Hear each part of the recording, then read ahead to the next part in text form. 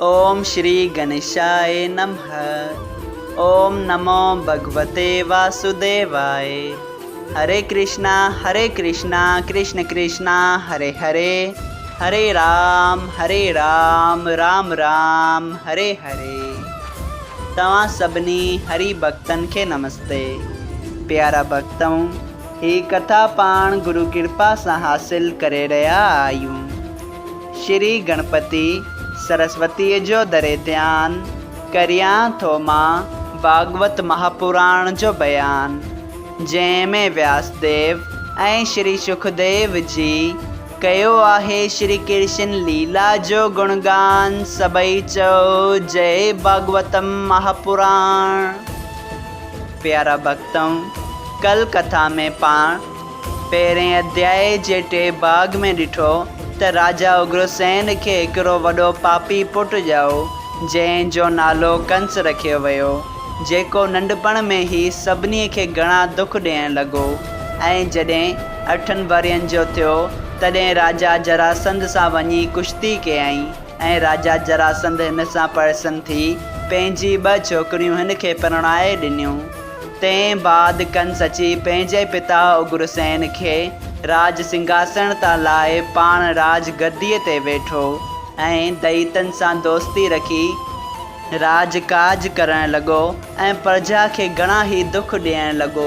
सभई चओ जय श्री कृष्णा। प्यारा भक्तों, अॼु पाण उन ई कथा खे वधीक अॻिते वधाईंदे श्रीमद भागवत महापुराण साहिब जे 10 स्कंद जे पहिरें अध्याय जो 4थों भाग शुरू करे रहा आहियूं।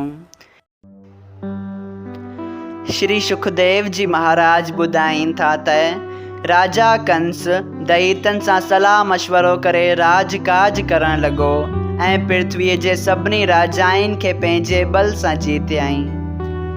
हिकिड़े ॾींहुं हू पंहिंजी फ़ौज वठी सुर्ग में राजा इंद्र सां युद्ध करण लाइ चढ़ियो, जंहिंखे उन वक़्तु हिकिड़े वज़ीर जो राजा उग्रसेन जे वक़्त जो नौकर हो, तंहिं चयो त हे पृथ्वीनाथ, 125 अश्वमेध यज्ञ करण जे इंद्रासन न मिलंदो आहे।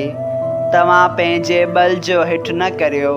ॾिसो, लंकापति रावण ऐं कुंभकर्ण खे हेठि कहिड़ो न हलाक कयो, जिन जे कुल में पाणी ॾियण वारो बि न रहियो।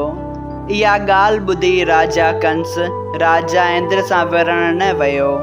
एतिरी कथा ॿुधाए श्री सुखदेव जी चयो, ए राजा परीक्षित, जॾहिं पृथ्वीअ ते राजा कंस जे डप खां यज्ञ वग़ैरह चङा कर्म सभिनी करण छॾे ॾिना ऐं ब्राह्मणनि ऐं रखेश्वरनि राक्षसनि जे हथां दुख पाइण लॻा ऐं पृथ्वी एतिरनि पापनि जो बोझो न सही सघी, तॾहिं गऊ रूप धारे रोईंदी पुकारींदी राजा इंद्र वटि वञी वेनती कई त हे महाराज, दुनिया में राजा कंस ऐं राक्षस वॾा पाप कनि था।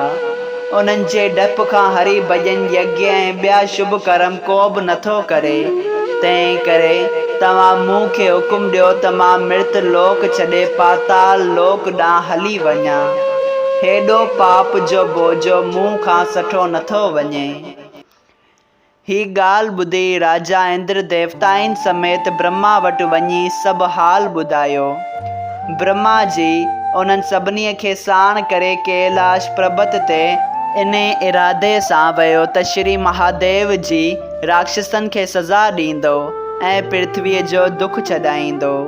सो हू जीअं ई उते पहुतो तीअं श्री महादेव अंतर्यामी चयो, हे ब्रह्मा जी, हिन पृथ्वीअ तां बार लाइण जी सुमर्थी मूंखे ऐं तोखे कान्हे। हिन जो दुख छॾाइण वारो आदि पुरुष भॻवान ई आहे।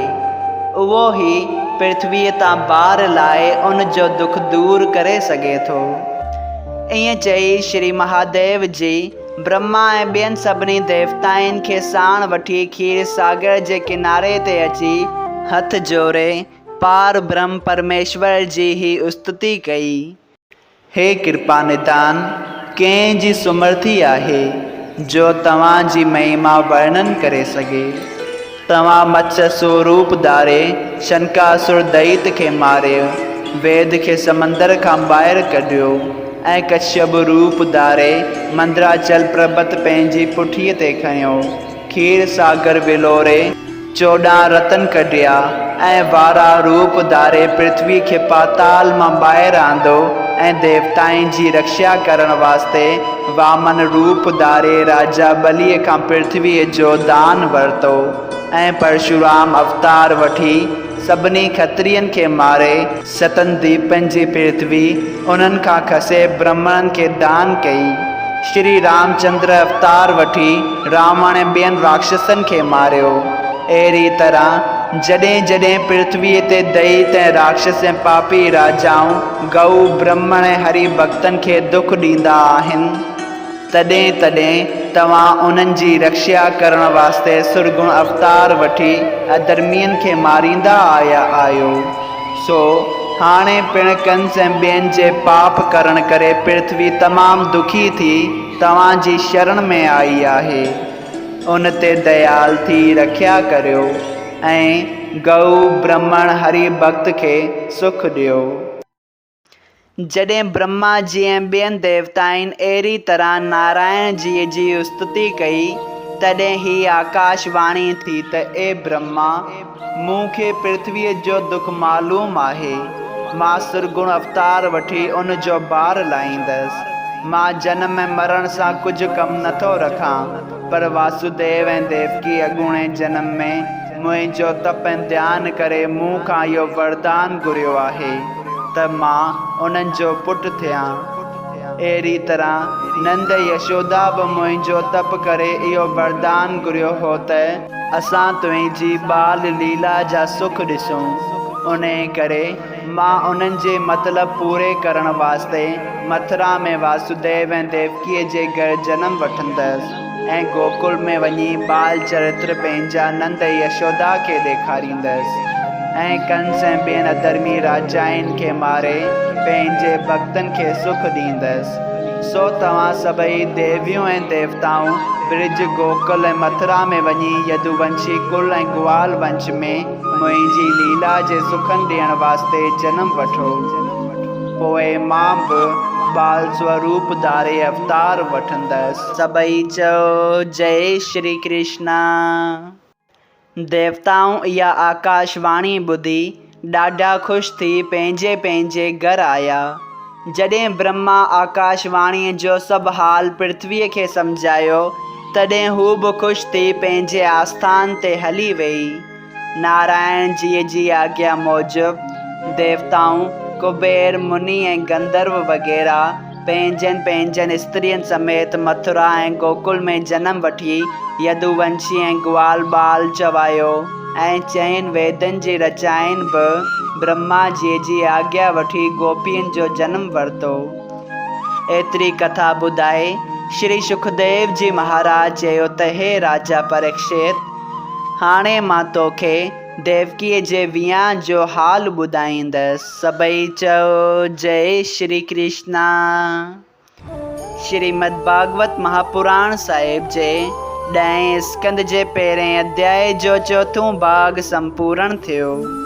अगरि तव्हां सभिनी हरि भक्तनि खे हिन कथा मां लाभ हासिल थियो हुजे त कृपया हिन कथा खे ॿियनि हरि भक्तनि सां शेयर कजो त उन्हनि जो बि भलो थिए ऐं तव्हांजो बि भलो थिए। सभई चओ जय सिया राम। राधे राधे।